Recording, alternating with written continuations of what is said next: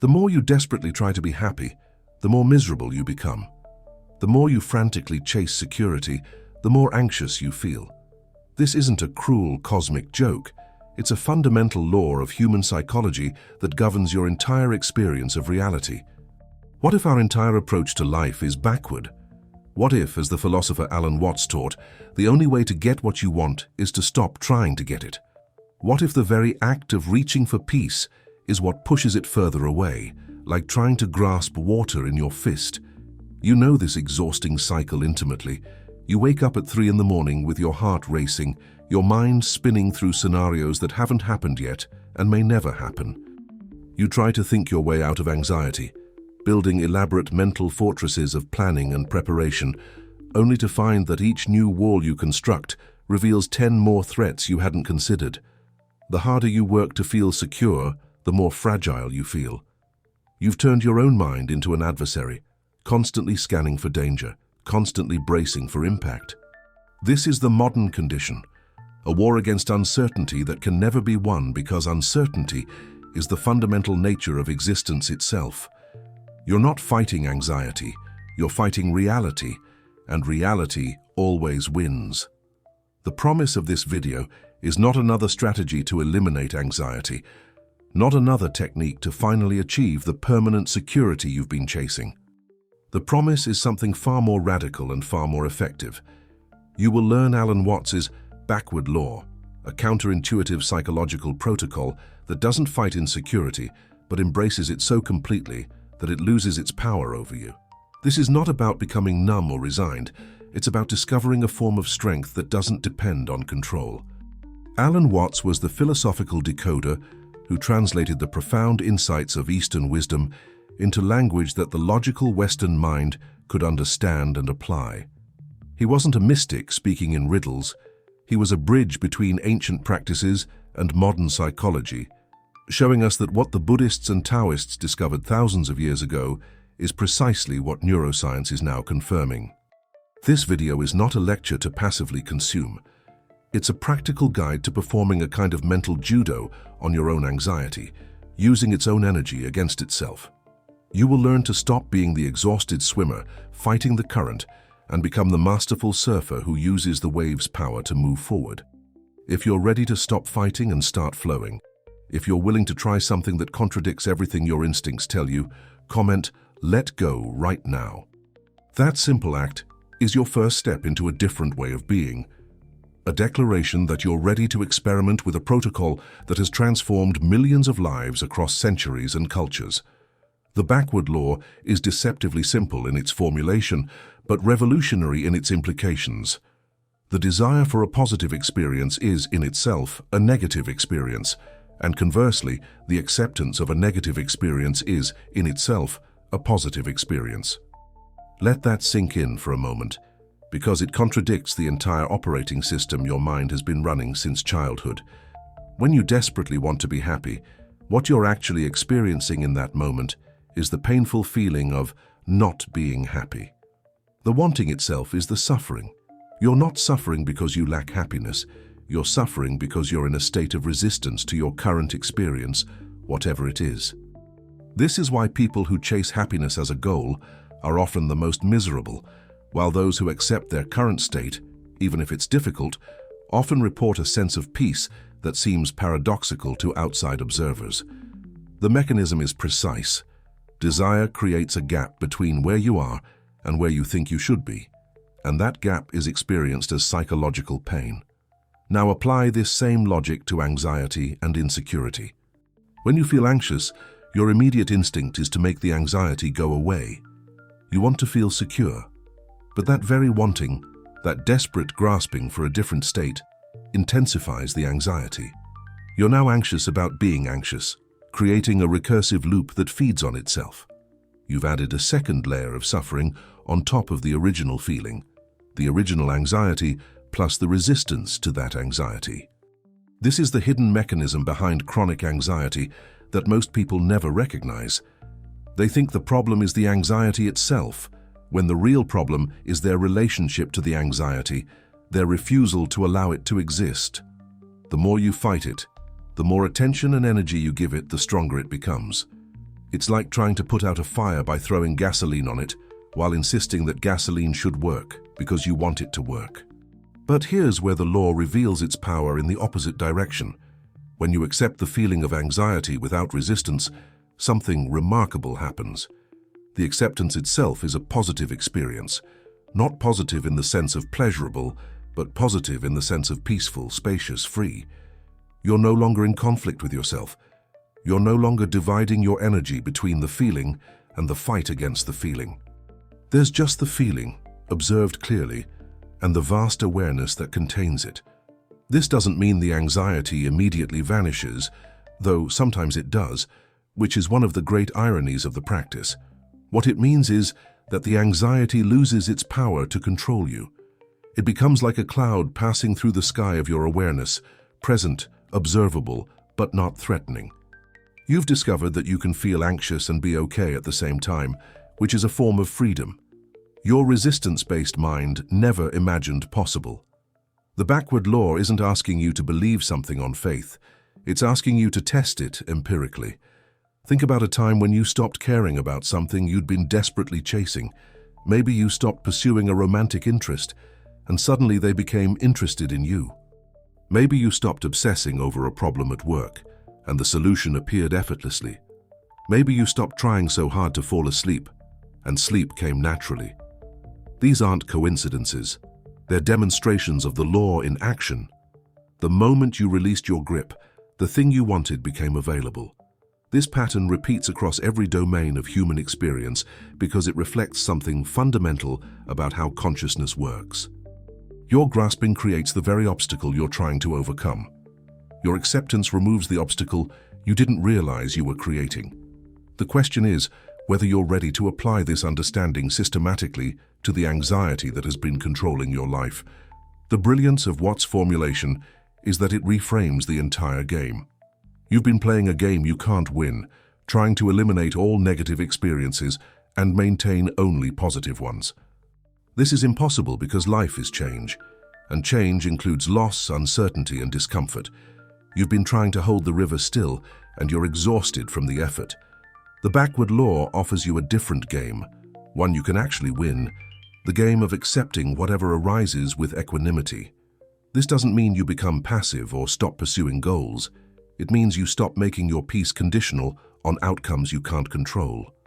You stop saying, "I'll be okay when," and start saying, "I'm okay now, even as I work toward change."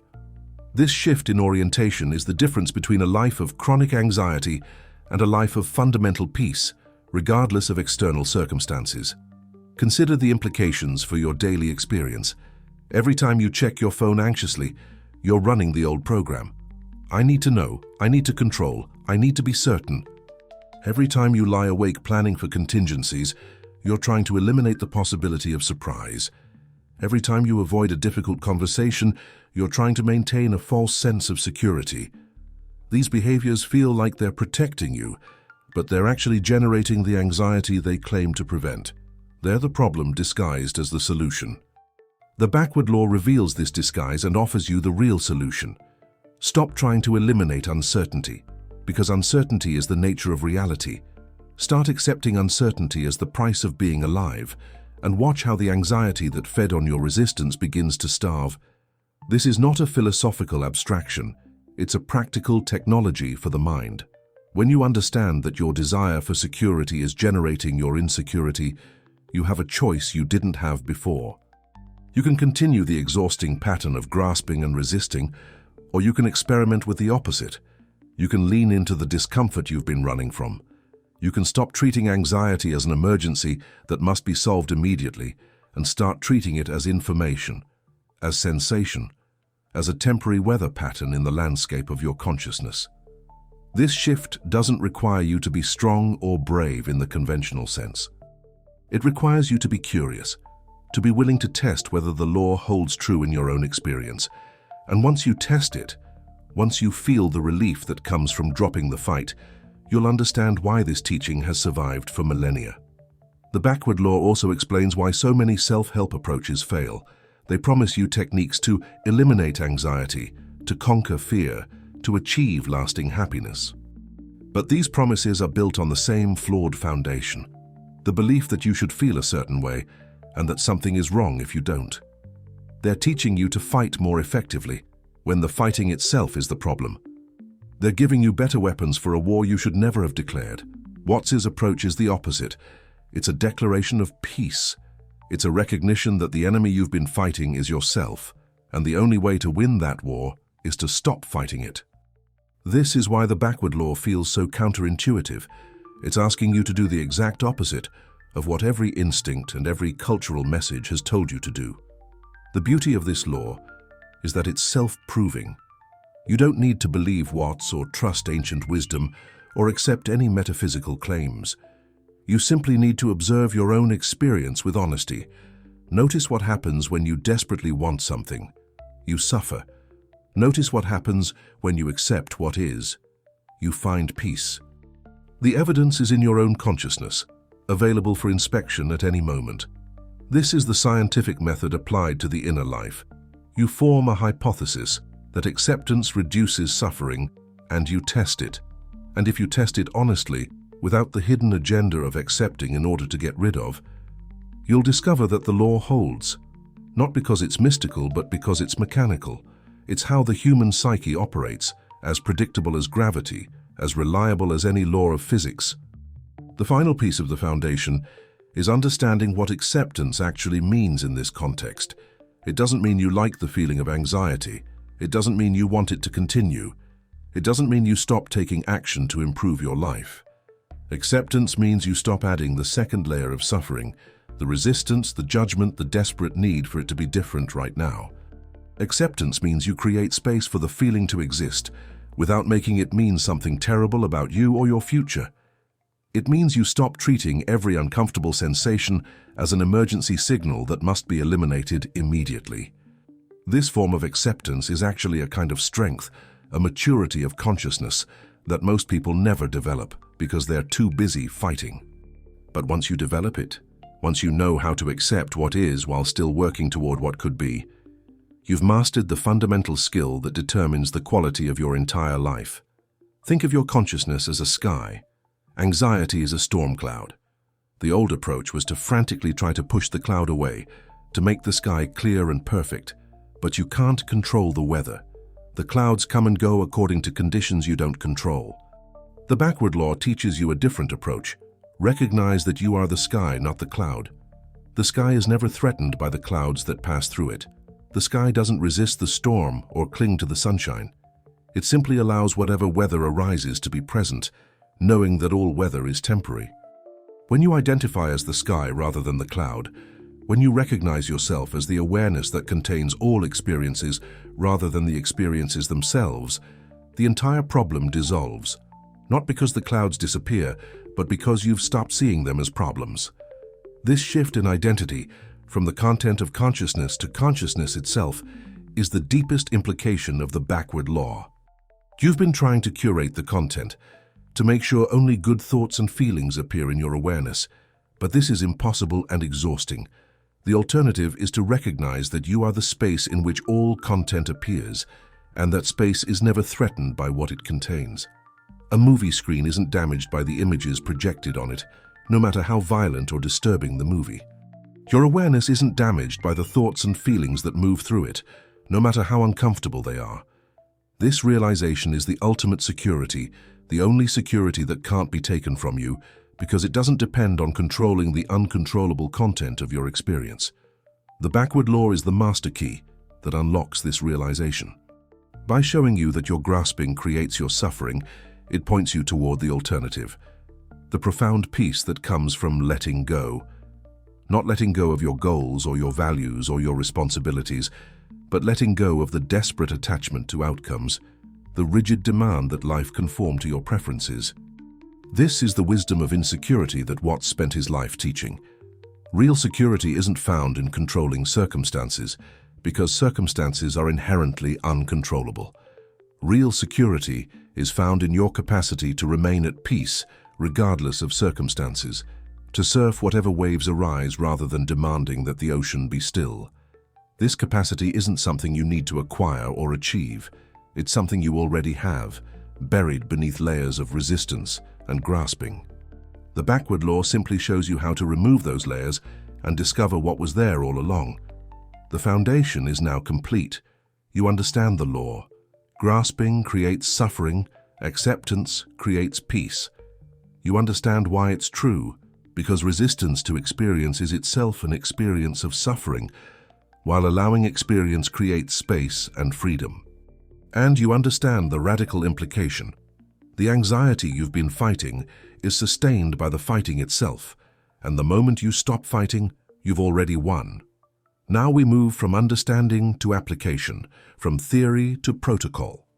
Now you learn exactly how to implement the backward law in your daily life, how to transform this philosophical insight into a practical technology that changes your relationship with anxiety forever. Imagine you've placed your index fingers into a Chinese finger trap, that simple woven tube that tightens when you pull and releases when you push inward. This ancient toy is the perfect physical analogy for the psychological trap you're caught in with anxiety. Your instinct when you feel the trap tightening around your fingers is to pull harder. This makes intuitive sense. You want out, so you pull. But the harder you pull, the tighter the trap becomes. The bamboo fibers are designed to constrict under tension. You can pull until your fingers turn purple, applying more and more force, and the trap only gets stronger. This is precisely what you've been doing with anxiety. You feel the discomfort, and your instinct is to pull away from it, to escape it, to make it stop. But psychological escape attempts, distraction, suppression, rumination, control strategies are forms of pulling, and they make the trap tighter. The solution to the Chinese finger trap is counterintuitive and feels completely wrong when you first hear it. You push your fingers together, moving deeper into the trap. This goes against every survival instinct. You're trapped and you're moving further in. But watch what happens. As you push inward, the tube expands, the fibers loosen. Suddenly, your fingers slide out effortlessly. The trap releases you the moment you stop resisting it. This is the exact mechanism of the backward law applied to anxiety. When you lean into the feeling of insecurity, when you move toward the discomfort rather than away from it, the psychological trap loosens its grip. The anxiety that seemed so solid and threatening begins to dissolve, not because you fought it successfully, but because you stopped fighting it at all. Let's examine why this works at the level of neural mechanics. Your brain has an ancient alarm system called the amygdala, designed to detect threats and trigger the fight or flight response. When you experience anxiety, your amygdala is firing, flooding your system with stress hormones, preparing you to face danger. Now here's the crucial part. When you resist the anxiety, when you treat it as something terrible that must be eliminated, you're sending your amygdala a confirmation signal. You're essentially telling your brain, yes, this is a real threat. This feeling is dangerous. Your resistance validates the alarm and the amygdala continues firing, often more intensely. You've created a feedback loop where your response to the anxiety generates more anxiety. You're pulling on the finger trap. But when you accept the anxiety, when you observe it with curiosity rather than fear, something different happens neurologically. You're sending your amygdala a different signal. This sensation is present, but I'm not in danger. Your prefrontal cortex, the part of your brain responsible for rational thought and emotional regulation, comes online. It can't function properly when you're in full panic mode, but when you create space around the anxiety through acceptance, the prefrontal cortex can assess the situation accurately. It recognizes that you're not actually in physical danger, that the anxiety is a false alarm or a response to an abstract future threat. This recognition doesn't come from thinking or analyzing, it comes from the simple act of remaining present with the sensation without resistance. You're pushing into the finger trap and the trap is releasing you. The analogy goes even deeper when you consider the nature of the materials. A Chinese finger trap is made of bamboo, which is both strong and flexible. It can hold you firmly, but it can also expand and contract. Your anxiety has the same properties. It seems rigid and permanent when you're fighting it, but it's actually fluid and temporary when you stop resisting. The trap isn't made of steel, it's made of woven fibers that respond to your movements. Similarly, anxiety isn't a fixed state. It's a dynamic process that responds to your relationship with it. When you're pulling, resisting, fighting, trying to escape, you're feeding energy into the process, making it stronger and more persistent. When you're pushing in, accepting, observing, allowing, you're withdrawing the energy that sustains it, and the process naturally winds down. Consider what happens in your body during this process. When you resist anxiety, your muscles tense, your jaw clenches, your shoulders rise, your breathing becomes shallow. These physical responses are forms of pulling, attempts to brace against the feeling. But this tension itself becomes another source of discomfort, another thing to be anxious about. You're now anxious about the physical sensations of anxiety, creating yet another layer of the trap. When you practice acceptance, you do the opposite. You soften, you breathe deeply, you relax your muscles. You're not trying to make the anxiety go away through relaxation. You're simply removing the additional tension that resistance creates. This is pushing into the trap. And often, when the physical resistance dissolves, the emotional resistance follows, and the anxiety itself begins to fade. The finger trap analogy also illuminates why most anxiety management techniques fail. They're sophisticated forms of pulling. Positive thinking is pulling, trying to replace the anxious thought with a better one.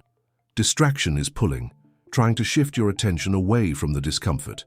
Reassurance seeking is pulling, trying to get external validation that you're safe.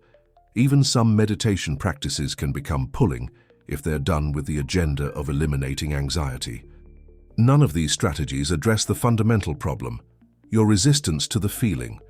They're all variations of, I shouldn't feel this way, so I'll try to feel a different way. They're all forms of fighting, and fighting is pulling. The trap tightens. What makes the finger trap such a powerful teaching tool is that it's experiential.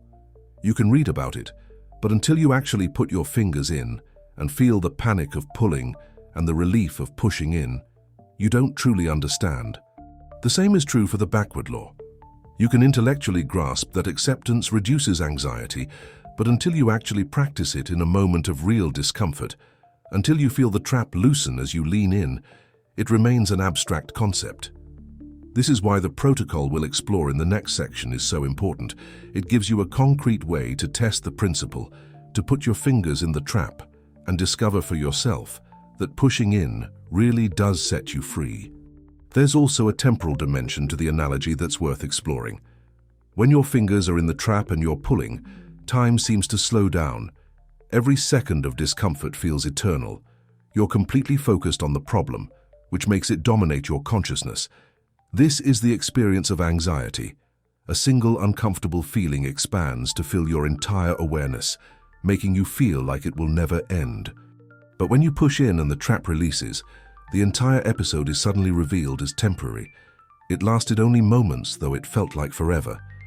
Acceptance has this same effect on anxiety. When you stop resisting, when you allow the feeling to be present, you often discover that it passes much more quickly than you expected. The anxiety that seemed like it would overwhelm you forever turns out to be a brief wave that rises and falls on its own if you don't interfere with it. The finger trap teaches you something else crucial. The solution is always available. You don't need to acquire a new tool or develop a special skill. The way out is built into the structure of the trap itself. You just need to understand the mechanism and act accordingly. The same is true for anxiety. You don't need to become a different person or achieve some advanced state of consciousness. You simply need to understand that resistance sustains anxiety and acceptance releases it, and then act on that understanding. The capacity to accept is already present in you. You've accepted countless things in your life: physical pain, disappointment, loss, and survived. You know how to allow difficult experiences to be present. You've just forgotten how to do it with anxiety because you've been taught that anxiety is uniquely dangerous, that it's something you must eliminate rather than something you can allow. The final insight from the finger trap is this: the trap has no power except the power you give it through your resistance. The bamboo fibers aren't strong enough to actually damage your fingers. They can only hold you if you pull.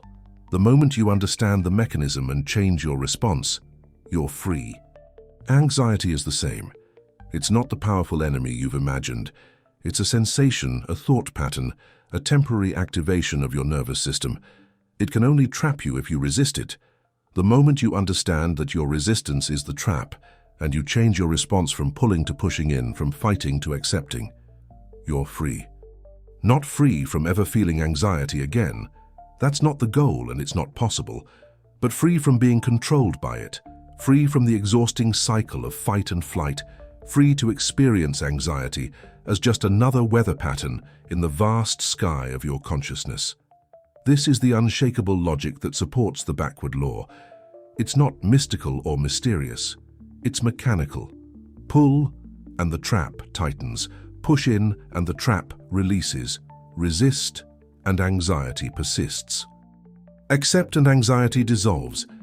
You can test this logic right now, in this moment, with whatever discomfort is present in your experience. You don't need to believe it. You need to experiment with it.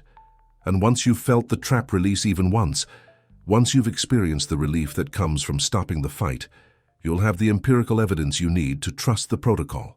The finger trap is simple, elegant, and profound. So is the backward law. So is the freedom that awaits you on the other side of acceptance. The first step in implementing the backward law is to declare a ceasefire with your own mind, and this is harder than it sounds, because you've been at war for so long that fighting feels normal. Every morning you wake up and immediately begin the battle, scanning for threats, planning defenses, trying to think your way to safety. You've been a general commanding troops against an enemy that can't be defeated through force. The preparation phase of this protocol requires you to recognize that the war itself is the problem, not the enemy you're fighting. When the feeling of anxiety or insecurity arises, and it will arise because you're human and alive, your instruction is radical in its simplicity. Do nothing to fix it, change it, or push it away. This goes against every conditioned response you've developed over years or decades. Your mind will immediately offer solutions, strategies, escape routes. It will say, "But what if I just think about this one more time?" Or, "Maybe if I check my phone, I'll feel better." These are the old programs running, the habitual pulling on the finger trap. Your job in this moment is to recognize these impulses as the enemy's final attacks and to refuse to engage. Doing nothing is an active practice, not a passive collapse. It requires vigilance and discipline to catch yourself in the act of reaching for a solution. You must become a witness to your own mental processes, observing the moment when anxiety arises and the split second later when your mind launches into problem-solving mode. That split second is where your freedom lives. If you can catch yourself there, if you can create a gap between the feeling and the habitual response, you've already begun to loosen the trap. This is not about suppressing the urge to fix or control. Suppression is just another form of resistance. This is about seeing the urge clearly and choosing not to act on it. The way you might see a thought about eating a donut, but choose not to walk to the bakery. The urge can be present, the thought can be present, but you don't have to obey it. The declaration of ceasefire means you stop treating anxiety as an emergency. This is perhaps the most important cognitive shift in the entire protocol. Your amygdala is screaming that something is wrong, that you're in danger, that you must act now. But you've learned that this alarm is often false, that it's responding to abstract threats or imagined futures rather than present dangers. So you override the alarm, not by fighting it, but by calmly acknowledging it and choosing not to mobilize. You say to yourself with as much gentleness as you can muster, "This is the feeling of anxiety. It's uncomfortable, but it's not dangerous. I don't need to do anything about it right now." This self-talk isn't positive thinking or affirmation. It's accurate assessment. Anxiety is uncomfortable, but unless you're in actual physical danger, which you almost never are when you're feeling anxious, it's not an emergency.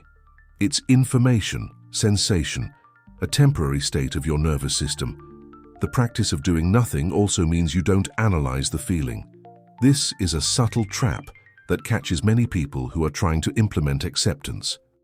They stop trying to fix the anxiety, which is good, but they start trying to understand it, which is just another form of mental activity that keeps you identified with the problem. Why am I feeling this? What triggered it? What does it mean about me? These questions seem reasonable, even therapeutic, but in the moment of anxiety, They're forms of pulling. They keep your attention locked on the content of the anxious thought rather than on the process of acceptance. Analysis can come later, in a calm moment if it's useful, but in the moment of acute discomfort, your only job is to be present with the sensation without adding commentary or investigation. You're learning to tolerate the not knowing, to be okay with mystery, to accept that sometimes feelings arise without clear causes, and that's perfectly fine. Acknowledging the presence of anxiety without judgment is a specific skill that requires practice. Judgment sounds like, "I shouldn't be feeling this, I'm weak. This is stupid, other people don't struggle like this." These thoughts add a layer of shame and self-criticism on top of the original anxiety, making everything worse. Acknowledgement without judgment sounds like, "Anxiety is present. This is what anxiety feels like in my body. This is a common human experience." There's no evaluation, no story about what the anxiety means. It's pure description, the way a scientist might describe a chemical reaction without labeling it good or bad. This neutral observation is incredibly powerful because it removes the emotional charge from the feeling. Anxiety plus judgment equals suffering. Anxiety plus neutral observation equals just anxiety, which is manageable. The analogy of the cloud in the sky is useful here, and it's worth developing fully. When you look up and see a dark storm cloud, you don't take it personally. You don't think, "This cloud is here because I'm a bad person," or "I need to make this cloud go away immediately."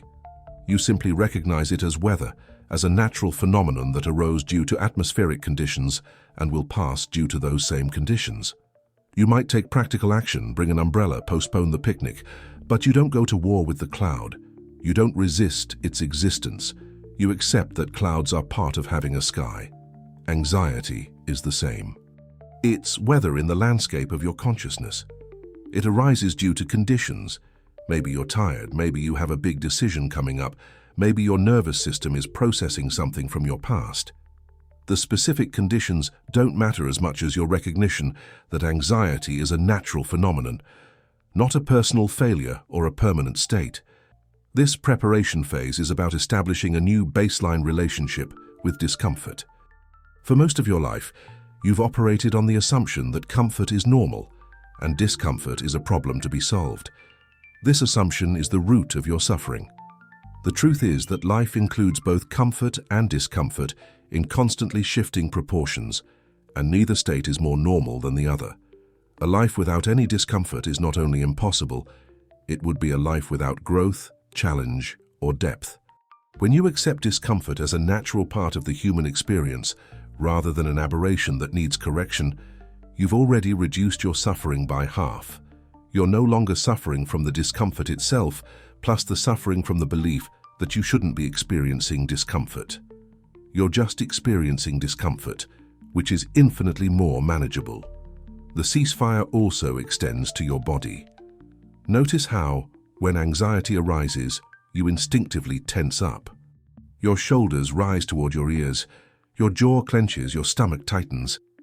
These are unconscious attempts to brace against the feeling, to create a physical barrier between you and the discomfort. But this tension doesn't protect you. It amplifies the discomfort. It's like clenching your fist around a hot coal. You're not preventing the burn, you're ensuring it. Part of the preparation is learning to soften your body even when your mind is activated. Take a deep breath and let your shoulders drop. Unclench your jaw. Relax your belly. This isn't about making the anxiety go away. It's about removing the additional layer of physical resistance that you're adding to the experience. Often, you'll find that what you thought was overwhelming anxiety is actually 50% anxiety and 50% physical tension, and when you release the tension, the anxiety becomes much more manageable. The final element of preparation is setting the right intention. You're not accepting the anxiety in order to make it go away. This is the most common mistake and the most subtle trap. If you're thinking, "Okay, I'll try this acceptance thing, and then my anxiety will disappear," you're still operating from the old paradigm. You're still pulling on the finger trap, just with a different technique. True acceptance is unconditional. It means you're willing to feel the anxiety for as long as it lasts, without any hidden agenda for it to change. This seems terrifying at first, because your whole strategy has been to minimize the duration of discomfort. But paradoxically, the willingness to feel it indefinitely is what allows it to pass quickly. The anxiety isn't sustained by external circumstances. It's sustained by your resistance. When you remove the resistance, you remove the fuel, and the fire goes out on its own. This preparation phase might take days or weeks to establish, and that's okay. You're not trying to master acceptance in a single attempt. You're building a new neural pathway, a new default response to discomfort. Every time you catch yourself reaching for a solution and choose instead to simply observe, you're strengthening that pathway. Every time you notice judgment arising and gently return to neutral description, you're training your mind in a new way of relating to experience. This is not a technique you apply once and then check off your list. This is a fundamental reorientation of your relationship with your inner experience, and like any significant change, it happens gradually through repeated practice. But even in the early stages, even when you can only maintain the acceptance for a few seconds before the old patterns reassert themselves, you're making progress. You're learning that it's possible to be with anxiety without fighting it, and that brief glimpse of possibility is the seed from which your entire transformation will grow. The preparation also involves understanding what you're preparing for. You're not preparing to eliminate anxiety forever. You're preparing to change your relationship with anxiety so fundamentally that its presence no longer controls your life. You're preparing to become someone who can feel anxious and still act according to your values, still pursue your goals, still be present with the people you love. The anxiety might still arise. It probably will because you have a nervous system that's wired for threat detection, but it will be like background noise rather than a blaring siren. It will be information rather than identity. You'll be able to say, "I'm feeling anxious," rather than "I am anxious." And that simple grammatical shift represents a profound psychological change. You are not your feelings. You are the awareness in which feelings arise and pass. This is what you're preparing to embody. Stop the war. That's the entire first step, and it's everything. Stop strategizing against your own experience. Stop treating your feelings as enemies. Stop believing that you can think your way to permanent security. The war is exhausting and it's unwinnable, and the only casualty is your peace of mind. When you declare a ceasefire, when you lay down your weapons and simply observe what's actually happening in your direct experience, you've already won. Not because the anxiety disappears, but because you've stopped being at war with reality. And the moment you stop fighting reality, reality stops fighting back. The trap loosens, the cloud passes. And you discover that you've been free all along, trapped only by your own resistance. This is the preparation. This is the foundation upon which the entire practice is built. And once this foundation is solid, once you've truly internalized that doing nothing is the most powerful thing you can do, you're ready for the execution phase, where acceptance becomes not just a concept, but a lived experience. The execution phase is where philosophy becomes practice, where the abstract principle of acceptance transforms into a concrete protocol you can apply in real time when anxiety arises. This is not a passive process of waiting for the feeling to pass. It's an active engagement with your experience that requires precision and courage. The first element of execution is to label the sensation neutrally, and this seemingly simple act is more powerful than it appears. When anxiety floods your system, your mind immediately begins generating stories. Something terrible is going to happen. I can't handle this. This means I'm broken. These stories are not the feeling itself. They're the mind's interpretation of the feeling, and they amplify the distress exponentially. By interrupting this narrative cascade and replacing it with a simple factual label, "This is the sensation of anxiety," you create a crucial separation between the raw sensory experience and the story your mind tells about it. This is a form of cognitive diffusion, a technique from acceptance and commitment therapy that recognizes thoughts as mental events rather than accurate descriptions of reality. The labeling must be specific and grounded in physical sensation rather than abstract concepts.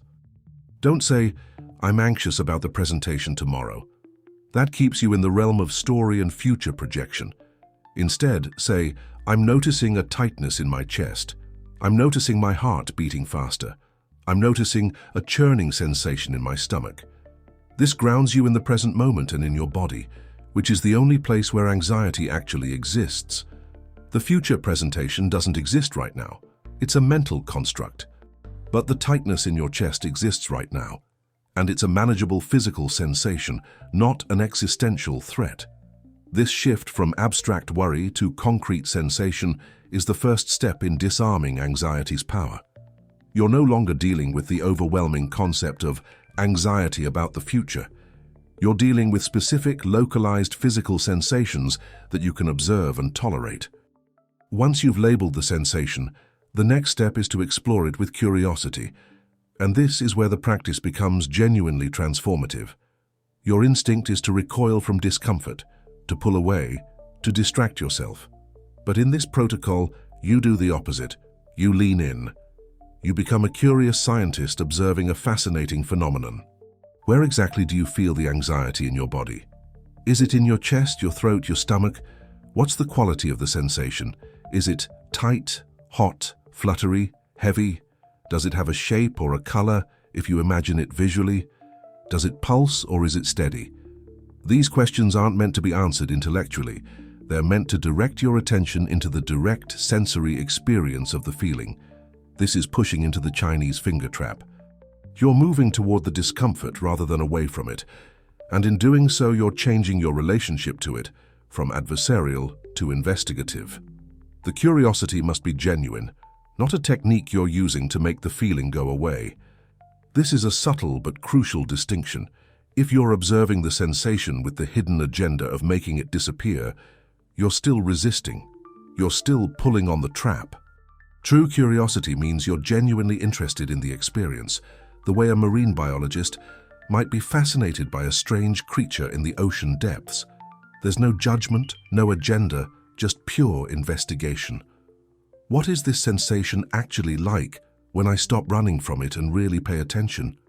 This attitude of openness and interest is the opposite of the fear and resistance you've been bringing to anxiety, and it changes everything.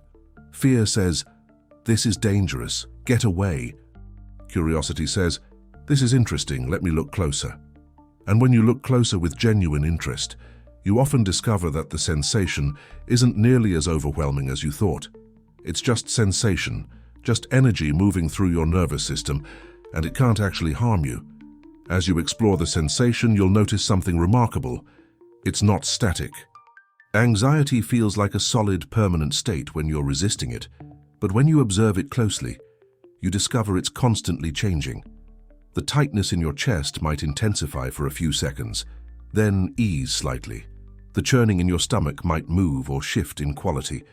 There might be moments where the sensation almost disappears, followed by moments where it surges again. This fluctuation is crucial information because it reveals the temporary nature of the experience. Nothing that changes is permanent. And if you can observe the sensation changing, you've already created some distance from it. You're no longer completely identified with the feeling. You're the observer of the feeling, which means you're larger than the feeling. This is the beginning of disidentification, the third element of the execution phase. Disidentification is the realization that you are not the anxiety. You are the vast, silent awareness that is observing the sensation of anxiety passing through. This is not a metaphor or a spiritual belief. It's a direct recognition of the structure of your experience. Right now, as you read these words, there's the content of your experience, thoughts, feelings, sensations, and there's the awareness of that content. The awareness is always present, always stable, always unthreatened by what it contains. You've been so focused on the content, so identified with the thoughts and feelings, that you've forgotten about the awareness itself. But it's always been there, like the screen on which a movie plays. The movie can be terrifying or beautiful, but the screen is never damaged by what's projected on it. You are the screen, not the movie. You are the awareness, not the anxiety.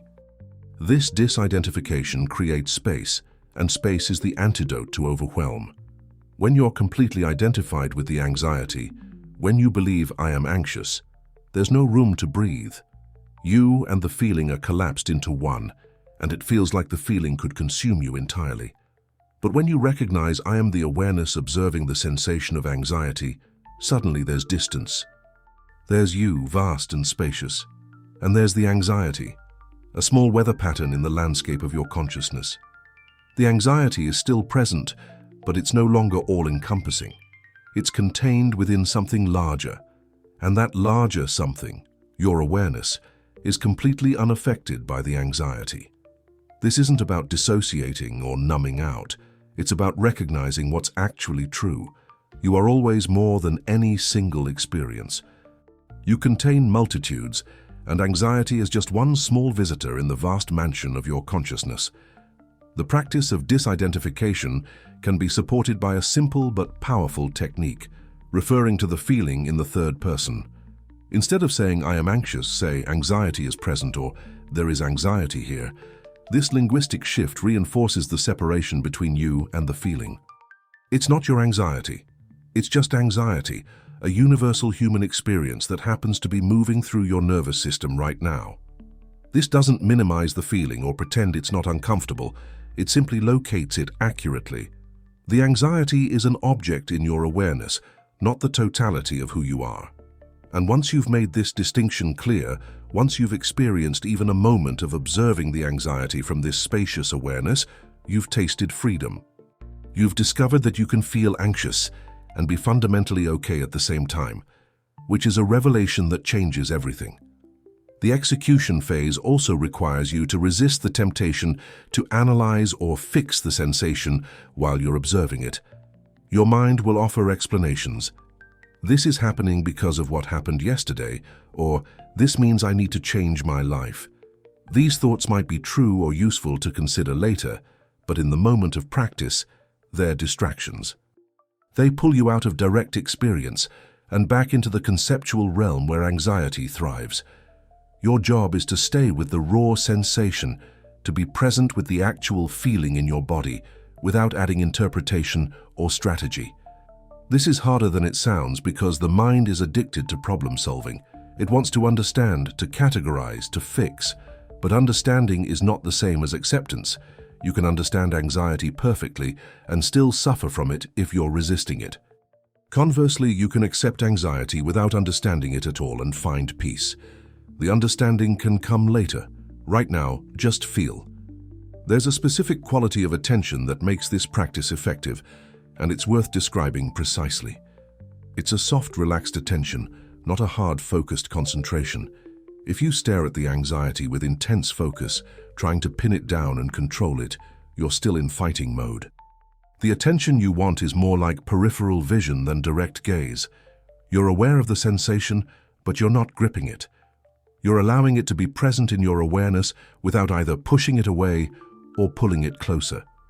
This is the middle way, the balance point between resistance and indulgence. You're not trying to make the anxiety bigger or smaller. You're not trying to make it stay or go. You're simply allowing it to be exactly as it is, with a gentle, accepting attention that says, you can be here, I'm not going to fight you. As you practice this protocol, you'll notice that the anxiety often begins to shift or dissolve, not because you're trying to make it go away, but precisely because you've stopped trying. This is the paradox at the heart of the backward law. The moment you truly accept the feeling, the moment you stop resisting it, it loses the energy that was sustaining it. Your resistance was the fuel.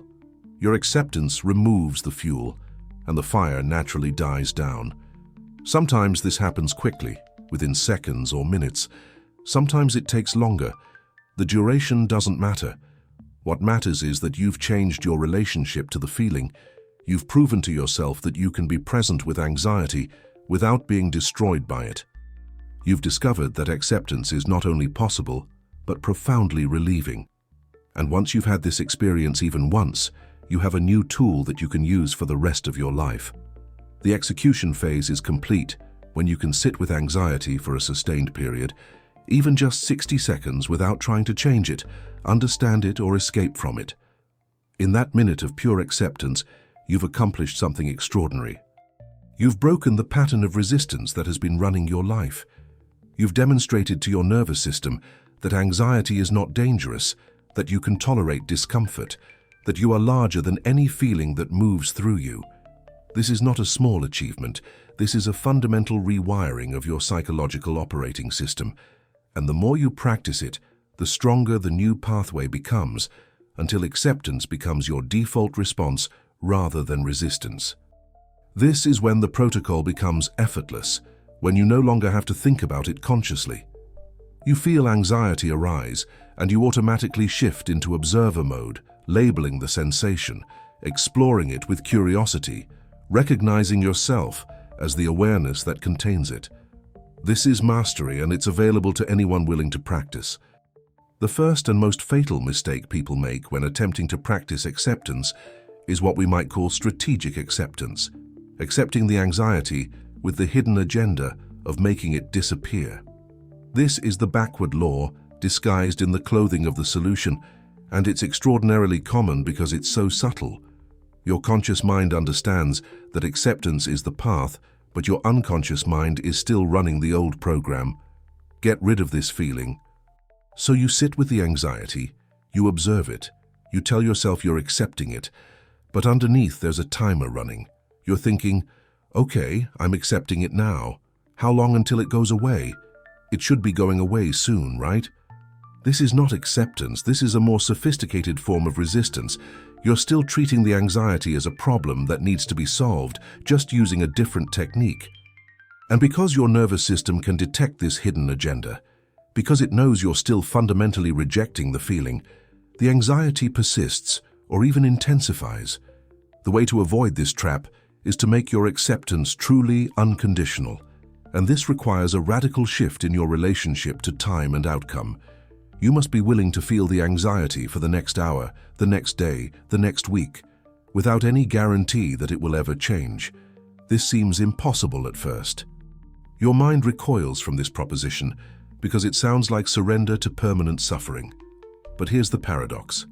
The willingness to feel it indefinitely is what allows it to pass quickly. When you're no longer on a timeline, when you're no longer checking to see if it's gone yet, you've removed the resistance that was sustaining it. The anxiety was never the problem. Your unwillingness to feel it was the problem. And the moment you become truly willing, the problem dissolves. This doesn't mean you want the anxiety to continue. It means you're no longer making your peace conditional on its absence. You're saying, I can be at peace even while this feeling is present. And that statement, when it's genuine, is the key that unlocks the trap. Testing your own acceptance is crucial. When you think you're accepting the anxiety, ask yourself, if I knew for certain that this feeling would last for another hour, would I still be okay? If the answer is no, if there's panic at that thought, then you're not truly accepting yet. You're tolerating, which is different. Tolerance is gritting your teeth and enduring something you hate. Acceptance is allowing something to be present without resistance, even if it's uncomfortable. The distinction is subtle but crucial. Tolerance is still a form of fighting. You're just using endurance as your weapon instead of distraction or control. Acceptance is the cessation of fighting. It's the recognition that this feeling is already here, that your resistance doesn't change that fact, and that you can be okay with what's already true. When you reach genuine acceptance, there's a palpable sense of relief, a softening, a letting go. That's how you know it's real. The second fatal error is confusing acceptance with resignation, and this confusion prevents many people from even attempting the practice. They think acceptance means giving up on their goals, becoming passive, accepting a life of suffering. This is a fundamental misunderstanding. Acceptance in this context means accepting your current internal state, your thoughts, feelings, and sensations, without resistance. It does not mean accepting external circumstances that you can change. It does not mean you stop pursuing your goals or improving your life. In fact, acceptance makes you more effective at changing external circumstances because you're no longer wasting energy fighting your internal experience. When you're at war with your own anxiety, you're divided against yourself. Half your energy goes toward the goal and half goes toward managing your emotional state. When you accept your emotional state, all your energy becomes available for purposeful action. Consider the difference between a person who's anxious about a job interview and resists the anxiety, versus a person who's anxious about a job interview and accepts the anxiety. The first person spends the morning trying to calm down, telling themselves they shouldn't be nervous, perhaps avoiding preparation because thinking about the interview triggers more anxiety. They arrive at the interview still anxious, but now also exhausted from the internal battle. The second person feels the same anxiety but doesn't fight it. They notice the nervous energy in their body, label it accurately, and then proceed with their preparation despite the discomfort. They practice their answers. They review the company's background. They choose their outfit. The anxiety is present, but it's not controlling their behavior. They arrive at the interview still anxious but clear-headed and prepared. Which person do you think performs better? Acceptance doesn't eliminate the anxiety, but it prevents the anxiety from interfering with effective action. This distinction reveals something profound. Acceptance and action are not opposites, they're complements. You can accept your current emotional state while simultaneously working to change your external circumstances. In fact, this is the only sane way to live. You're always going to have feelings, some comfortable, some uncomfortable. If you make your willingness to act conditional on having only comfortable feelings, you'll be paralyzed. But if you can act while accepting whatever feelings are present, you become unstoppable. This is what the Stoics understood when they distinguished between what's in your control and what's not. Your feelings are not in your direct control. They arise based on complex factors, including your biology, your history, and your current circumstances. But your actions are in your control. Acceptance means you stop trying to control the uncontrollable, your feelings, and focus your energy on what you can control, your actions. This is not resignation, it's wisdom. The third fatal error is analyzing the feeling while you're trying to accept it, and this trap is particularly seductive for intellectually oriented people. The mind loves to understand, to categorize, to find causes. So when anxiety arises, the mind immediately starts asking questions. Why am I feeling this? What triggered it? What does this mean about my mental health? Is this related to my childhood? These questions seem productive, even therapeutic, but in the moment of acute discomfort, they're forms of resistance. They keep you in your head spinning in conceptual space, rather than present with the direct sensory experience of the feeling. Analysis is thinking about the feeling. Acceptance is feeling the feeling. They're incompatible activities. You can't do both simultaneously. The time for analysis is later, when you're calm and can reflect productively. In the moment of anxiety, your only job is to be present with the sensation, without adding commentary, interpretation, or investigation. This is extraordinarily difficult for people who've spent their lives believing that understanding leads to resolution. If I can just figure out why I'm anxious, then I can fix it. But this belief is flawed. Understanding the cause of anxiety doesn't necessarily reduce the anxiety. You can have perfect insight into why you're feeling anxious. You can trace it back to your childhood, your biochemistry, your current stressors, and still suffer terribly if you're resisting the feeling. Conversely, you can have no idea why you're anxious and find complete peace through acceptance. The understanding is irrelevant to the practice. What matters is your willingness to be present with the raw sensation without needing to explain it. This doesn't mean that understanding is never valuable. Insight can be useful for making long-term changes in your life, for recognizing patterns, for choosing different behaviors, but insight is a tool for a different phase of the work. In the acute moment of discomfort, reaching for insight is a distraction, a way of avoiding the direct experience of the feeling. It's like being in a burning building and stopping to analyze the chemical composition of fire instead of walking to the exit. First, get to safety, which in this metaphor means get to acceptance, get to the place where you're no longer fighting the feeling. Then, once you're safe, once you're grounded in acceptance, you can reflect and analyze if you find it helpful. But don't confuse the two activities, and don't use analysis as a substitute for acceptance. These three errors, strategic acceptance, confusing acceptance with resignation, and analyzing instead of feeling, are the primary ways people sabotage their own practice. They're all variations of the same fundamental mistake, trying to maintain control. Strategic acceptance is trying to control the duration of the feeling. Confusing acceptance with resignation is refusing to give up control over your internal state. Analyzing is trying to control the feeling through understanding. All of these are forms of pulling on the finger trap. The practice of acceptance requires you to relinquish control, to admit that you cannot directly control your feelings, and to be okay with that admission. This feels like weakness to the ego, which is why the ego resists so fiercely. But it's actually the ultimate strength. It's the recognition that you don't need to control your feelings to be okay, that you're larger than any feeling, that your peace doesn't depend on having only comfortable experiences. The refinement phase is about learning to recognize these errors in real time and correct them. You'll make these mistakes repeatedly. Everyone does. The practice is not about perfect execution. It's about catching yourself when you've fallen back into resistance and gently returning to acceptance. You'll notice yourself checking to see if the anxiety is gone yet, and you'll recognize that as strategic acceptance and recommit to unconditional acceptance. You'll notice yourself thinking, I guess I just have to accept that my life will always be anxious, and you'll recognize that as resignation and remember that you're only accepting the current feeling, not a permanent state. You'll notice yourself trying to figure out why you're anxious, and you'll recognize that as analysis and return to direct sensation. This process of recognition and correction is the practice. It's not a failure when you make these errors. It's an opportunity to deepen your understanding and strengthen your capacity for genuine acceptance.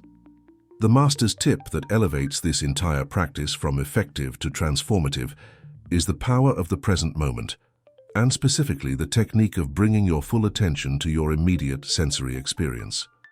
This is the secret weapon that Alan Watts and every contemplative tradition has taught. Anxiety cannot survive in the present moment. Anxiety is a mental projection into an imagined future. It's a story your mind tells about what might happen, what could go wrong, what you need to prepare for.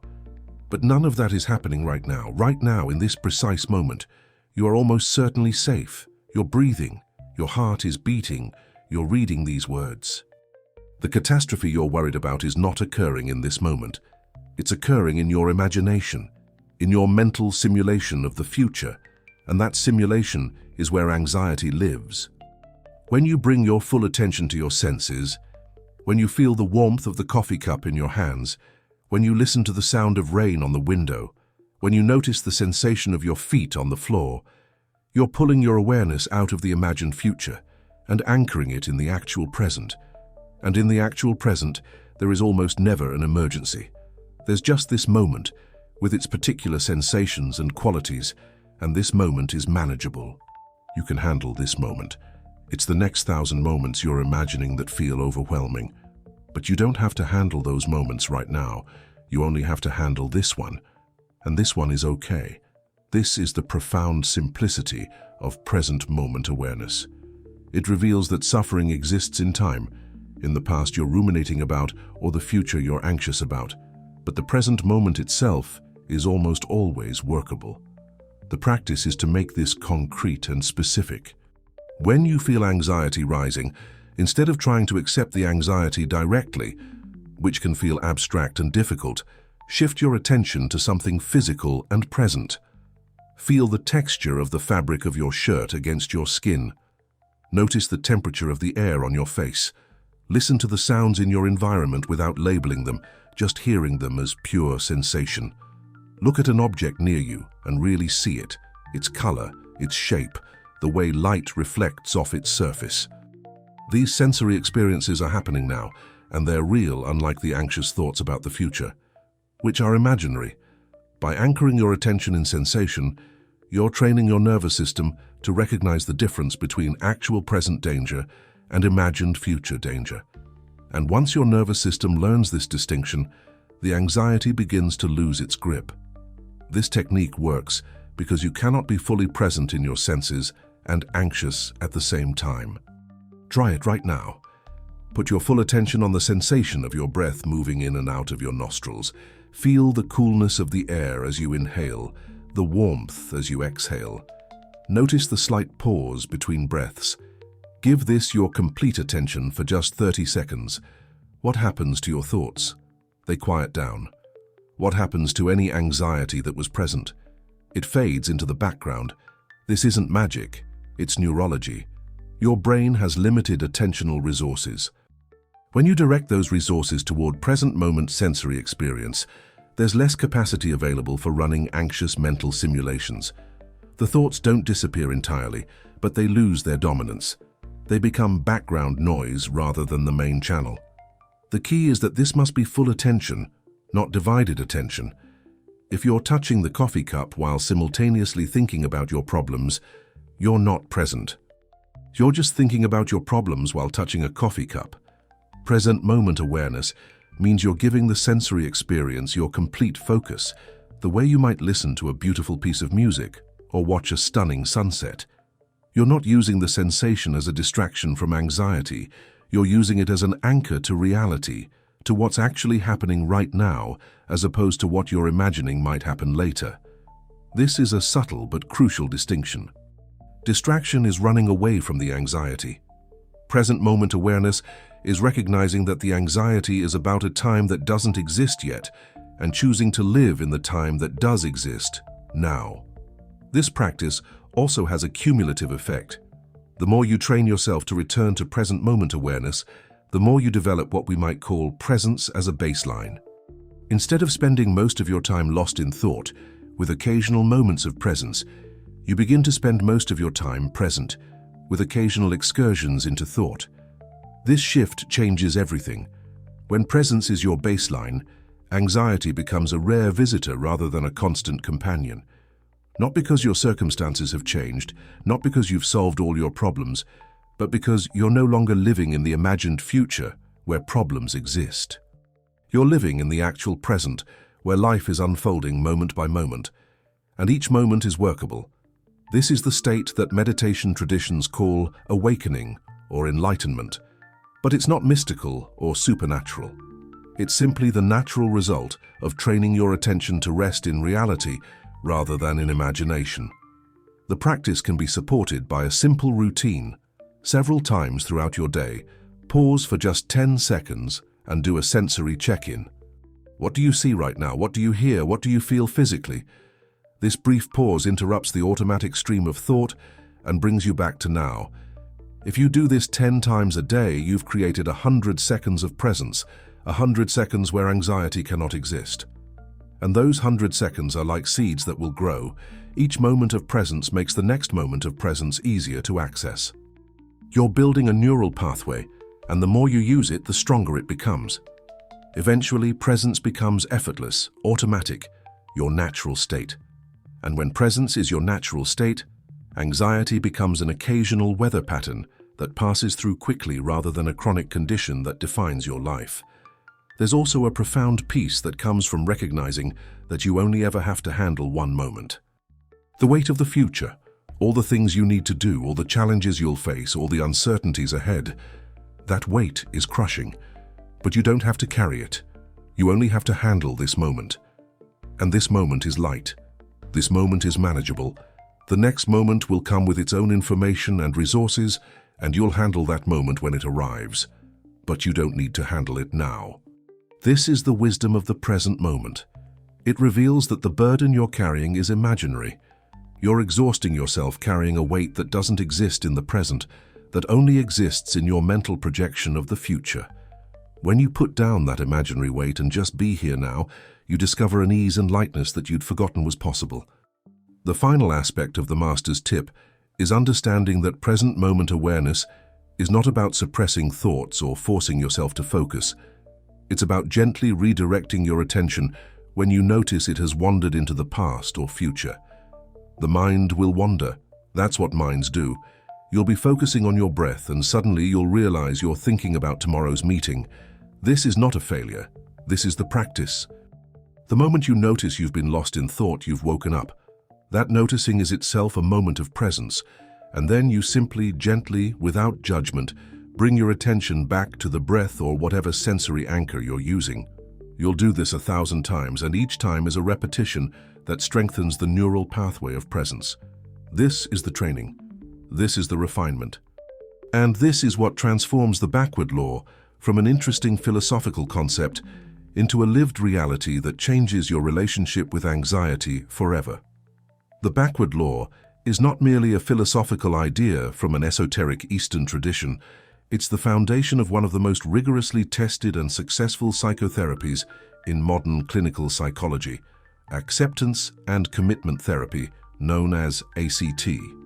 Developed in the 1980s by psychologist Stephen Hayes and his colleagues, ACT emerged from decades of research showing that attempts to control or eliminate negative thoughts and feelings, the very strategy most people use and most traditional therapies taught, often backfires and increases psychological suffering. This was a revolutionary finding because it contradicted the common-sense assumption that if you're feeling bad, you should try to feel better. Hayes and his team discovered that this intuitive approach is precisely what maintains and amplifies psychological distress. The research showed that people who spent the most energy trying to control their internal experiences had the worst outcomes, while those who learned to accept their internal experiences while committing to valued action had the best outcomes. This is the backward law, validated by empirical science. The core mechanism of ACT is called psychological flexibility, which is defined as the ability to be present with your thoughts and feelings without being controlled by them, and to choose actions based on your values rather than on your emotional state. This is exactly what Alan Watts was teaching decades earlier. You don't need to change your feelings to live a meaningful life. You need to change your relationship to your feelings. ACT teaches a specific technique called diffusion, which is the practice of observing your thoughts and feelings as mental events rather than as accurate reflections of reality. When you're fused with a thought, you believe it completely. The thought, "I'm going to fail," feels like a fact about the future. When you're diffused, you recognize it as a thought, "I'm having the thought that I might fail," which is just a mental event that may or may not correspond to reality. This creates the same space and freedom that the backward law creates. You're no longer trapped by the content of your mind. The research supporting ACT is extensive and compelling. Hundreds of randomized controlled trials have shown that ACT is effective for treating anxiety disorders, depression, chronic pain, addiction, and numerous other conditions. What's particularly relevant is that ACT doesn't work by reducing symptoms directly. In many studies, people in ACT treatment don't report significantly fewer anxious thoughts or feelings than control groups. What changes is their relationship to those thoughts and feelings. They're still anxious, but the anxiety no longer controls their behavior. They can feel anxious and still go to the party, still give the presentation, still have the difficult conversation. The anxiety is present, but it's no longer an obstacle. This is the practical application of the backward law. By accepting the anxiety rather than fighting it, you become free to live according to your values rather than according to your fears. One of the most powerful techniques in ACT is called expansion, which is essentially the practice we've been describing. When a difficult feeling arises, you make space for it in your awareness rather than trying to push it away. You observe where you feel it in your body. You breathe into that area. You allow the sensation to be present without resistance. The research shows that people who practice expansion regularly develop a higher tolerance for discomfort, which translates into greater psychological resilience. They're less likely to avoid situations that trigger anxiety, which means they're more likely to pursue meaningful goals even when those goals involve risk or uncertainty. This is the opposite of the avoidance pattern that characterizes most anxiety disorders, where people progressively narrow their lives to avoid triggering the feeling. Expansion allows them to progressively widen their lives because they're no longer controlled by the need to avoid discomfort. ACT also emphasizes the importance of values-based action, which connects directly to our earlier discussion about acceptance not being resignation. In ACT, you identify what truly matters to you, your values in domains like relationships, career, health, creativity, and you commit to taking action aligned with those values, regardless of what you're feeling. This is the commitment part of acceptance and commitment therapy. You accept your internal experience unconditionally, and you commit to external action based on what matters to you. This two-part approach is what makes ACT so effective. Acceptance alone could lead to passive resignation. Action alone without acceptance leads to the exhausting pattern of trying to force yourself to act while fighting your feelings. But acceptance plus values-based action creates a powerful synergy. You're at peace with yourself internally, and you're effective in the world externally. The scientific validation of the backward law extends beyond ACT to other modern therapeutic approaches. Dialectical behavior therapy, DBT, developed by Marsha Linehan for treating borderline personality disorder, includes a core skill called radical acceptance, the practice of accepting reality as it is, including painful reality, without judgment or resistance. Mindfulness-based stress reduction, MBSR, developed by John Kabat-Zinn, teaches present moment awareness and non-judgmental observation of thoughts and feelings, which is the foundation of the backward law.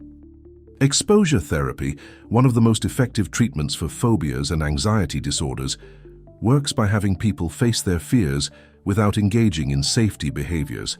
In other words, by accepting the anxiety that arises rather than trying to eliminate it. All of these evidence-based approaches converge on the same principle. Acceptance of internal experience is the path to psychological freedom. Neuroscience research has begun to illuminate why acceptance works at the brain level. Studies using fMRI have shown that when people practice mindful acceptance of negative emotions, there's decreased activity in the amygdala, the brain's threat detection center, and increased activity in the prefrontal cortex, which is associated with emotional regulation and cognitive control. This suggests that acceptance literally calms the alarm system and activates the rational, regulating parts of the brain. Conversely, attempts to suppress or avoid negative emotions show the opposite pattern: increased amygdala activity and decreased prefrontal activity. The brain interprets your resistance as confirmation that there's a real threat, which amplifies the alarm. This is the neural mechanism underlying the backward law. Resistance activates threat circuits, acceptance deactivates them. There's also fascinating research on what's called ironic process theory, or the white bear problem, named after Dostoevsky's challenge, try not to think of a white bear. The research, conducted by Daniel Wegner and colleagues, shows that attempts to suppress a thought actually make that thought more likely to intrude into consciousness. The very act of trying not to think about something requires you to monitor whether you're thinking about it, which means you're thinking about it. This creates a rebound effect where the suppressed thought becomes more frequent and more intrusive. The same principle applies to emotions. Trying not to feel anxious requires you to monitor whether you're feeling anxious, which keeps anxiety at the center of your attention. The solution, validated by research, is to stop trying to suppress the thought or feeling and instead allow it to be present. When you stop fighting it, it loses its power and naturally fades. The validation from modern psychology and neuroscience is important because it removes the backward law from the realm of mysticism or faith and places it firmly in the realm of empirical science. You don't need to believe in Eastern philosophy or trust ancient wisdom to practice acceptance. You can trust the data. You can trust the hundreds of studies showing that acceptance-based approaches are effective. You can trust the brain scans showing that acceptance calms neural threat circuits. This scientific validation makes the practice accessible to the Western rational mind that might be skeptical of spiritual teachings. The backward law isn't asking you to believe anything on faith. It's asking you to test a hypothesis that has been validated by rigorous scientific research. And if you test it honestly in your own experience, you'll generate your own data confirming what the research has shown. Acceptance works. The implications of this validation are profound. It means that the exhausting struggle you've been engaged in, trying to eliminate anxiety, trying to control your thoughts, trying to maintain only positive emotions, is not only unnecessary, but counterproductive. The research shows clearly that this approach doesn't work and often makes things worse. You've been following a strategy that science has proven to be ineffective, and you've been suffering as a result. But now you have access to a different strategy, one that's been validated by both ancient wisdom and modern science. You can stop fighting, you can practice acceptance, and you can trust that this path, counterintuitive as it seems, is actually the most effective way to reduce your suffering and increase your psychological well-being. This is not a leap of faith.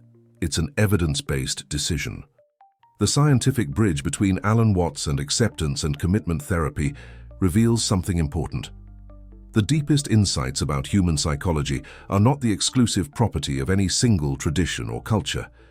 The same truths are discovered independently by contemplatives in ancient Asia and by researchers in modern Western laboratories, because these truths reflect the actual structure of human consciousness. The backward law is not culturally relative or historically contingent. It's a fundamental principle of how the mind works, as universal as gravity. Whether you approach it through Zen Buddhism, Taoism, ACT, DBT, or MBSR, you arrive at the same conclusion. Acceptance of internal experience is the foundation of psychological freedom. This convergence of wisdom traditions and scientific research gives you confidence that you're not following a fad or a theory, but a principle that has been tested across centuries and cultures and found to be true. The validation also addresses a common concern. If I accept my anxiety, won't I just be anxious forever? The research answers this clearly. No. Acceptance doesn't maintain anxiety. Resistance maintains anxiety. People who practice acceptance-based approaches report significant reductions in the frequency and intensity of anxiety over time, even though reducing anxiety isn't the goal of the practice. This is the paradox in action. When you stop trying to eliminate anxiety, anxiety often diminishes on its own, not because you're using acceptance as a technique to get rid of it, but because you've removed the fuel, your resistance, that was sustaining it. The anxiety was never the problem. Your fight against the anxiety was the problem, and when you stop fighting, the problem resolves itself. This has been demonstrated in study after study with thousands of participants across dozens of different conditions. The evidence is overwhelming. The backward law works. The universality of the backward law becomes even more evident when we examine how different wisdom traditions across the world have independently discovered and taught the same principle. In Zen Buddhism, there's a famous saying, "What you resist persists." This is the backward law in 5 words. The Zen masters understood that the student's struggle to achieve enlightenment was the very obstacle preventing enlightenment. The trying was the problem. The solution was to stop trying, to simply sit in meditation without agenda, allowing whatever arises to be present.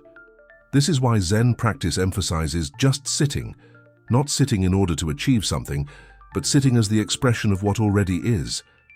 When the student stops grasping for enlightenment, enlightenment reveals itself as having been present all along.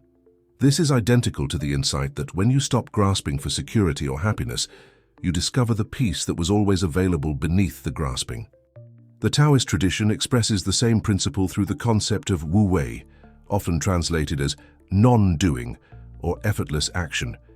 Wu wei doesn't mean passivity. It means acting in harmony with the natural flow of things rather than forcing outcomes through struggle and resistance. The Tao Te Ching, written by Lao Tzu over 2,000 years ago, is filled with paradoxes that embody the backward law. The softest things in the world overcome the hardest things. Those who know do not speak. Those who speak do not know. In pursuit of knowledge, every day something is gained.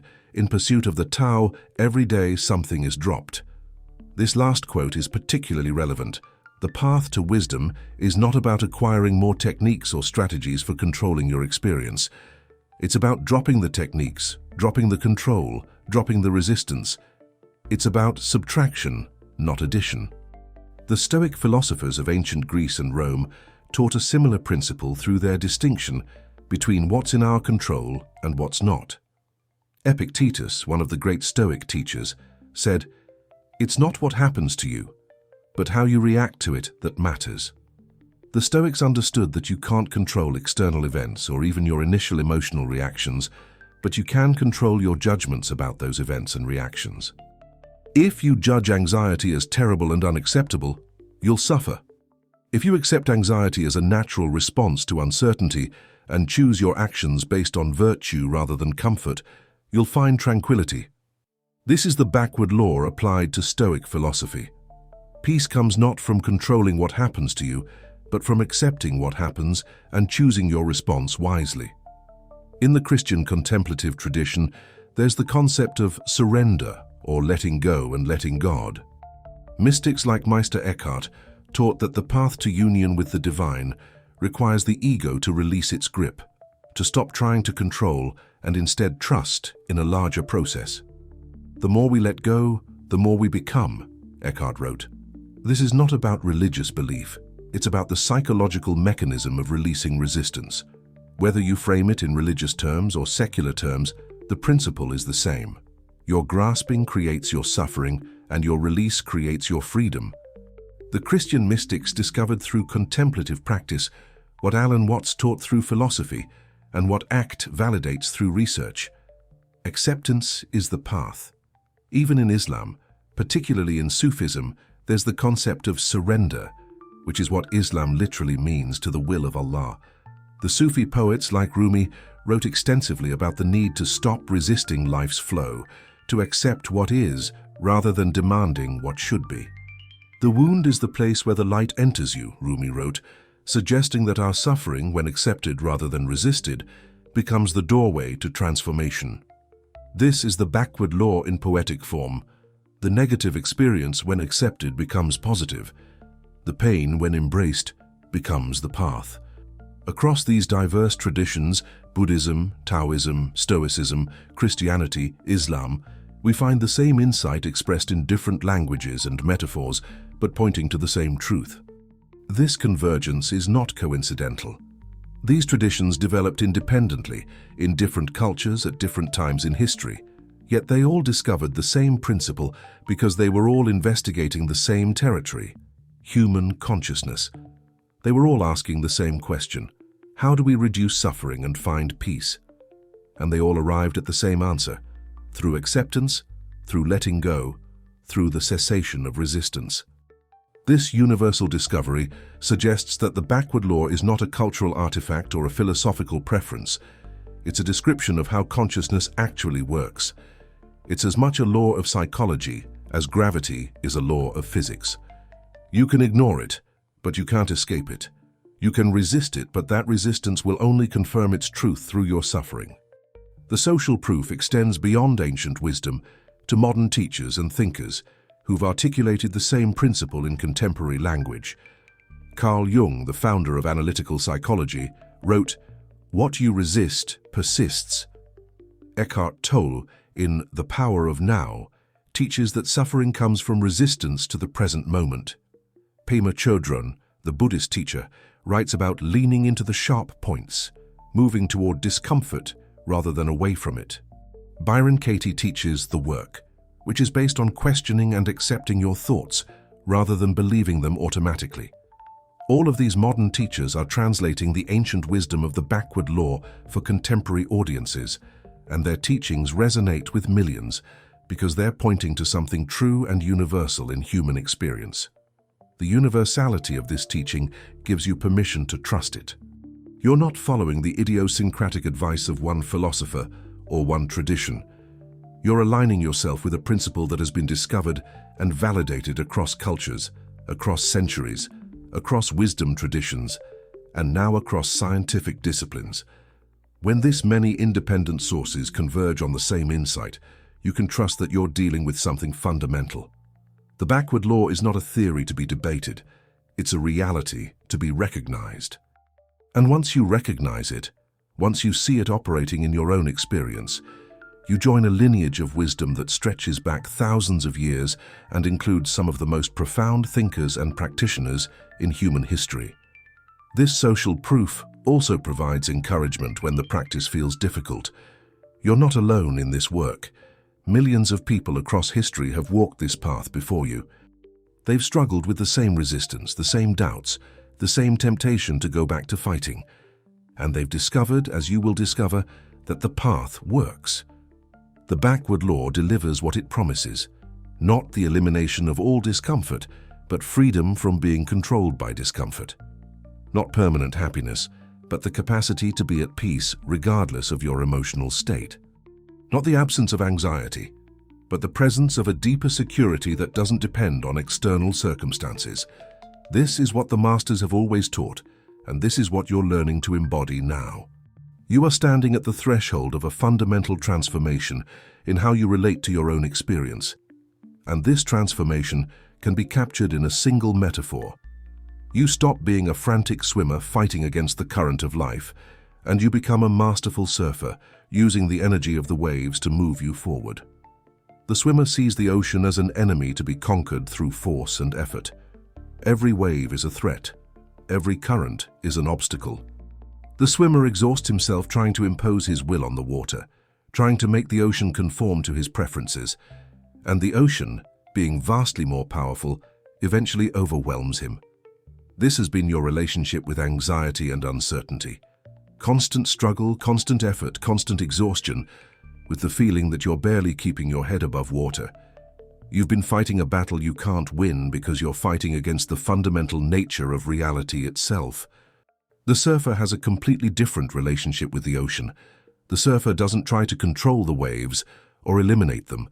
The surfer understands that waves are the nature of the ocean, that they arise and fall according to forces far beyond individual control. But instead of seeing the waves as enemies, the surfer sees them as opportunities. The surfer learns to read the water, to feel the rhythm of the swells, to position himself perfectly so that when the wave arrives, he can ride it. The same wave that would overwhelm the swimmer carries the surfer effortlessly toward shore. The difference isn't in the ocean. The ocean is the same. The difference is in the relationship, in the understanding, in the skill of working with reality rather than against it. This is what you're becoming through the practice of the backward law, a surfer of your own experience, someone who can use the energy of anxiety itself to move forward rather than being paralyzed by it. Security, you now understand, is not found on solid ground, which is an illusion anyway. The ground is always moving. Circumstances change, relationships evolve, health fluctuates, economies shift. The solid ground you've been seeking doesn't exist and never did. What you thought was security was just a temporary absence of obvious threat, and you spent that time anxiously scanning for the next threat. Real security is not found in controlling circumstances. It's found in your ability to balance on the ever-changing board, to maintain your center regardless of what wave is coming.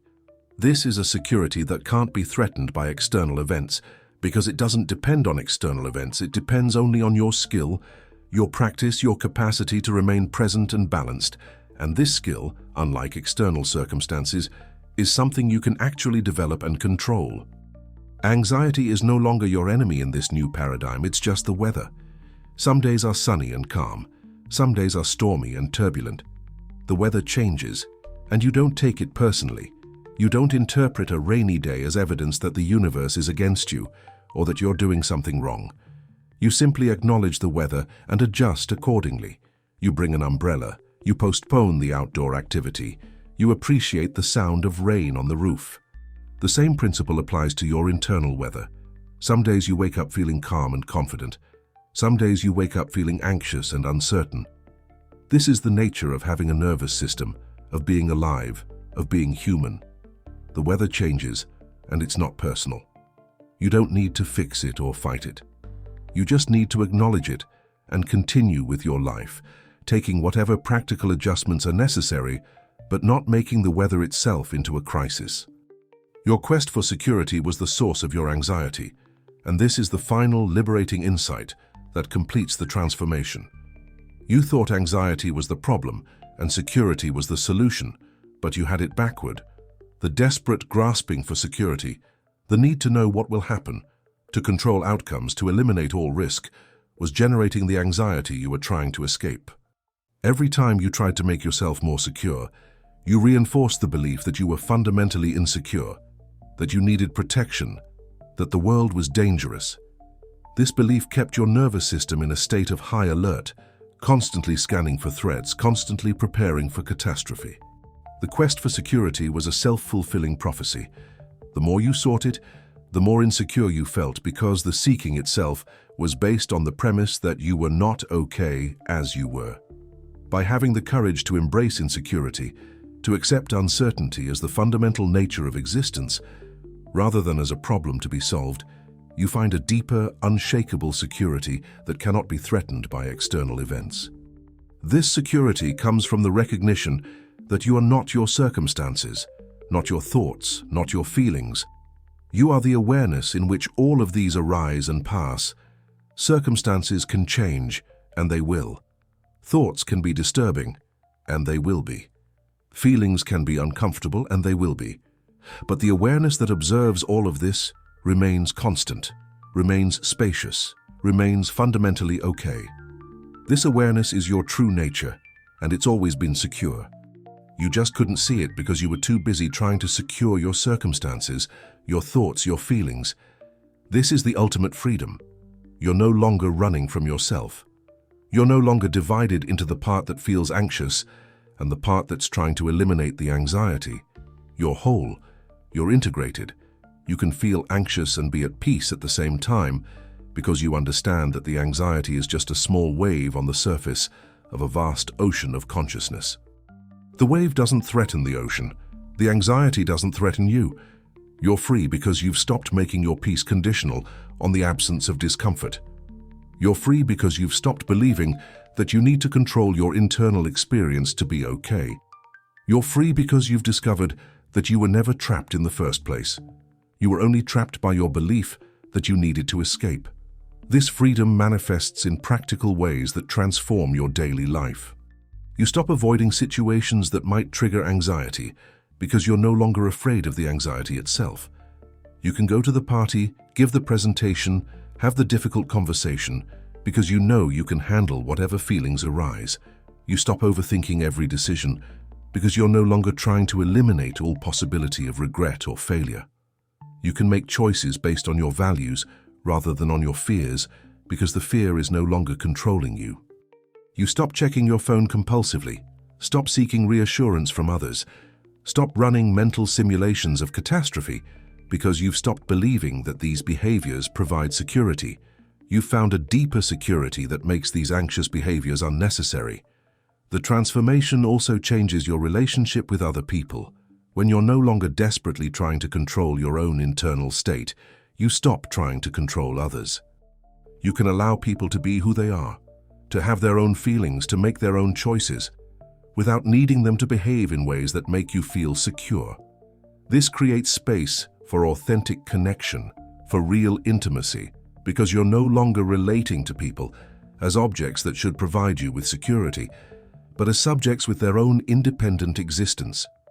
Your relationships become less anxious and more spacious. You can be present with someone else's pain without needing to fix it. You can tolerate conflict without catastrophizing. You can love without clinging. This is the gift of your own inner freedom. It allows others to be free as well.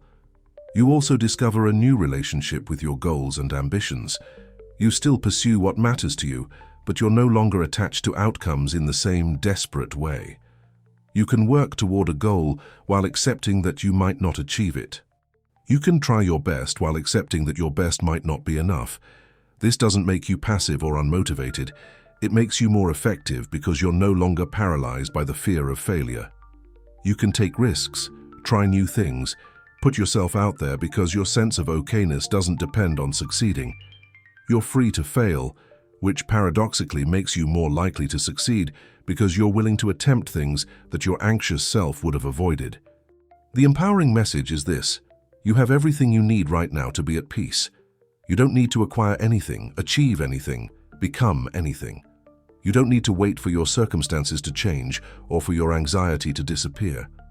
You can be at peace right now in this moment with things exactly as they are. This doesn't mean you stop growing or striving. It means you stop making your peace conditional on growth or achievement. You're already whole. You're already okay. The anxiety you feel doesn't change that fundamental okayness. It's just weather passing through the sky of your awareness, and the sky is always okay regardless of the weather. This realization is not the end of your journey. It's the beginning of a new way of living. You'll still have moments of anxiety, moments of doubt, moments when you forget everything you've learned and fall back into old patterns. This is normal and expected. The practice is not about achieving a permanent state of peace. It's about developing the skill to return to peace quickly when you've lost it. Every time you notice you've been lost in anxious thought and you bring yourself back to the present moment, you're practicing. Every time you feel resistance arising and you choose acceptance instead, you're practicing. This is a lifelong practice, but it's a practice that gets easier and more natural over time, until it becomes your default way of being. Now comes the challenge, the practical application that will transform everything you've learned from concept into experience. For the next 7 days, you're going to participate in what we're calling the 60-second surfer challenge, and this simple practice has the potential to revolutionize your relationship with anxiety. Here's how it works. The first time each day that you feel a wave of anxiety rising, and it will rise because you're human, instead of doing what you've always done, instead of fighting it or distracting yourself or trying to think your way out of it, you're going to stop for just 60 seconds. You're going to close your eyes, take a deep breath, and find where the sensation is in your body. Is it in your chest, your throat, your stomach? Once you've located it, you're going to observe it with genuine curiosity for the full 60 seconds, asking yourself, what does this actually feel like? What's the quality of the sensation? Is it moving or static? Is it hot or cold? Does it have a shape? 60 seconds is not a long time, but it will feel long when you're in the grip of anxiety. Your mind will offer you 1,000 reasons why you should stop this practice and go back to your usual coping strategies. This isn't working. This is stupid. I need to do something productive. These thoughts are the old program running, the habitual pulling on the finger trap. Your job is to recognize these thoughts as just thoughts and to complete the full 60 seconds of observation regardless of what your mind is saying. This is the practice. This is where the transformation happens. Not in the thinking about acceptance, but in the actual doing of acceptance for 1 minute, when every instinct is screaming at you to do something else. The reason we're making this a challenge, rather than just a suggestion, is that challenges create accountability and motivation. When you commit publicly, by commenting below, you're making a contract with yourself and with this community. You're saying, I'm willing to try something different. I'm willing to test the backward law in my own experience. And when you complete the challenge, when you've done this practice for 7 days, you're going to share your surprising discovery in the comments. What did you notice? What changed? What did you learn about the nature of anxiety when you stopped fighting it and started observing it? Your insight might be the one that helps someone else take the leap, that gives them the courage to try this practice themselves. The challenge is designed to be achievable but meaningful. We're not asking you to accept every moment of anxiety for the entire day. That would be overwhelming for someone just starting this practice. We're asking for 60 seconds once per day for 7 days. That's 7 minutes total over the course of a week. 7 minutes to potentially transform your relationship with anxiety forever. If you can't find 60 seconds in your day, then you're too busy to be well, and that itself is information worth having. But most people can find 60 seconds. The question is whether you're willing to use those 60 seconds differently than you've ever used them before. What you'll likely discover if you do this practice honestly is that anxiety is not what you thought it was. When you stop adding the story, stop adding the resistance, stop adding the desperate need for it to go away, what's left is just sensation, just energy moving through your nervous system. And sensation, when observed directly, is manageable. It's not pleasant, but it's not unbearable. It rises and falls. It changes and shifts. It's temporary and tolerable. This discovery is profound because it means that what you've been afraid of all along, the feeling of anxiety itself, is not actually as threatening as you believed. You've been running from a shadow, and when you turn to face it, you discover it has no substance. This is the liberation that comes from direct experience rather than conceptual understanding. The final call to action is simple. If you're ready to stop being controlled by anxiety, if you're ready to test the backward law in your own life, comment 60-second surfer right now. This public commitment increases the likelihood that you'll actually do the practice. Then, for the next 7 days, do the practice. The first time you feel anxiety each day, stop for 60 seconds and observe it with curiosity. And after 7 days, come back and share what you discovered. Share the moment when the trap released. Share the insight that changed your perspective. Share the freedom you found in those 60 seconds of acceptance. Your testimony will be the validation for someone else who's standing where you are now, wondering if this could possibly work for them. And if you found value in this video, if the backward law resonates with you as a principle worth exploring, then like this video so more people can discover this ancient wisdom translated for the modern mind.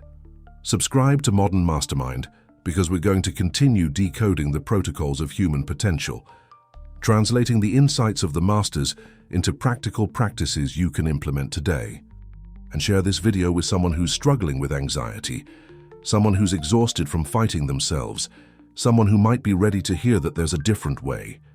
The algorithm will show this video to more people if you engage with it, and that means more people have the opportunity to discover the freedom that comes from the backward law. The transformation is complete when you realize that it was never about transformation at all. You were always free. You were always okay. You were always the vast sky, not the passing clouds. The anxiety you've been fighting was never the problem. Your fight against the anxiety was the problem. And the moment you stop fighting, the moment you accept what is, the moment you lean into the discomfort you've been running from, you discover what Alan Watts knew, what the ancient masters knew, what modern science has confirmed. The wisdom of insecurity is that insecurity itself, when fully accepted, becomes the foundation of an unshakable peace. This is the backward law. This is the path. And this is your invitation to walk it, starting with 60 seconds, starting today, starting now.